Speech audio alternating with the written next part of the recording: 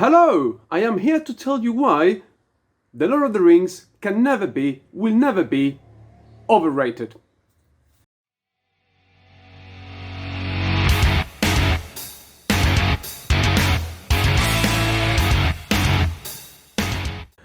Hello! Welcome to another opinion piece, discussion point, whatever you want to call it. So, this comes off the back of a video done by Matt from Matt's Book Reviews. Seems like a really nice guy.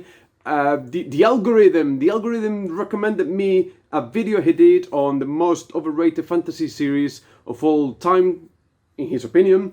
And as you do when the algorithm suggests something to you, off I went to check the video, and I found myself watching with interest. So check out his channel if you haven't done so. He does some interesting stuff, and as I was watching, he was giving his opinion of why some fantasy series were overrated. Some of them I haven't read, so I couldn't agree or disagree with. I don't give opinions on books I haven't read. Some of them I've read or partially read, and I found myself, yeah, I take that point. But then, cardinal sin. Absolute glaring mistake. He put down The Lord of the Rings as one of the most overrated fantasy series of all time.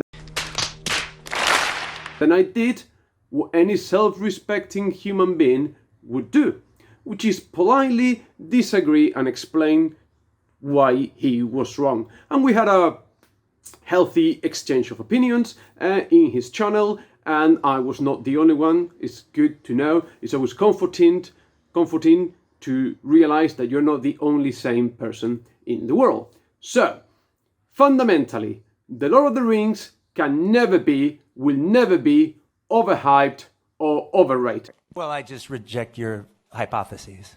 I reject that premise. And this is actually something that is fundamentally, objectively, verifiably true. The Lord of the Rings deserves every bit of praise, every bit of accolade, every single bit of worship, for lack of a better word. Everything is thoroughly deserved. Fundamentally, objectively true. Lord of the Rings changed the landscape of fantasy. Some would argue Lord of the Rings created the epic fantasy genre and influenced every single other author that came after it. Even the ones that didn't like what Tolkien did were influenced by him.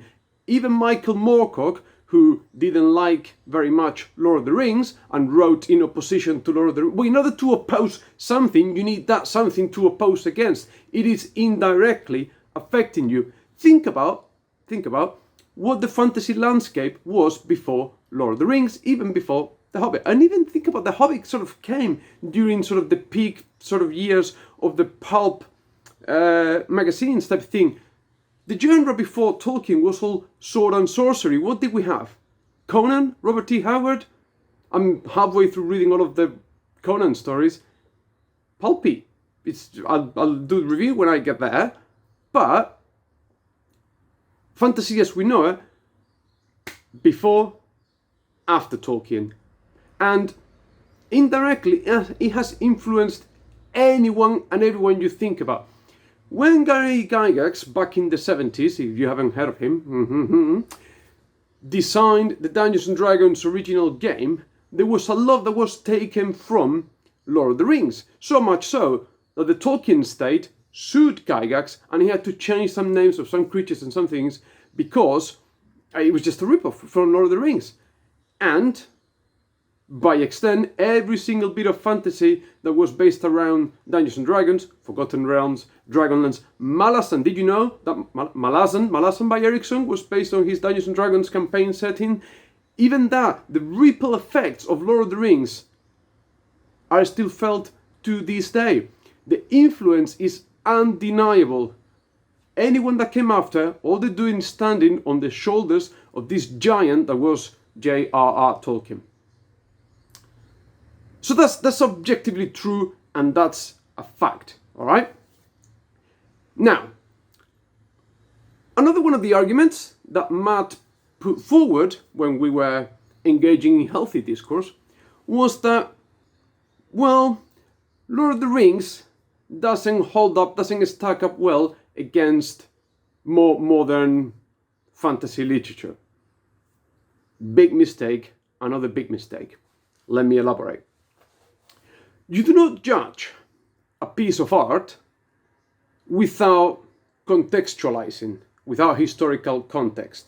You don't look at Charlie Chaplin's movies and go, oh, it's in black and white, doesn't have any CGI, the special effects don't hold up to today's standards. You don't look at pre-Renaissance paintings and go, oh, they are too two-dimensional, there's not enough depth of it. No, you judge a piece of art in the context of the time it came out and based on what was available at the time. To look at anything from the past, from a lens and a perspective of today, is a huge mistake. It's just not a valid comparison. That's it. However, let's look at the numbers. So, Lord of the Rings doesn't stack up, doesn't hold up against modern fantasy. Did you know? Lord of the Rings, Barnes & Noble figures, you can Google it, has sold, Lord of the Rings, Tolkien's works, 600 million books, right? By 2001, Lord of the Rings had sold 400 million books, Tolkien's books, 400 million books, up to 2001. From 2001 to 2020, 200 million books. Name any other fantasy author in that period of time that had sold 200 million books. Yes, Rowling. And that's about it, isn't it? So to say that Lord of the Rings doesn't hold up well against modern fantasy, well, there's no other modern fantasy that has sold more than Lord of the Rings.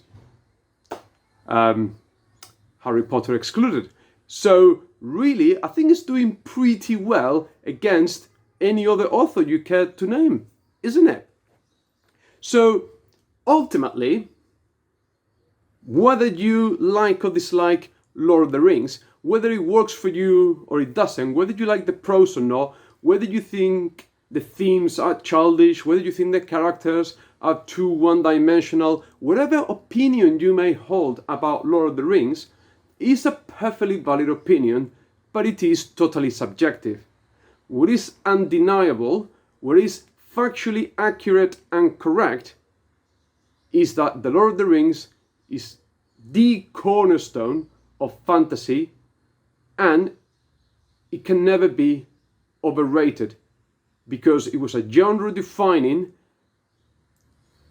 genre-influencing milestone piece of work.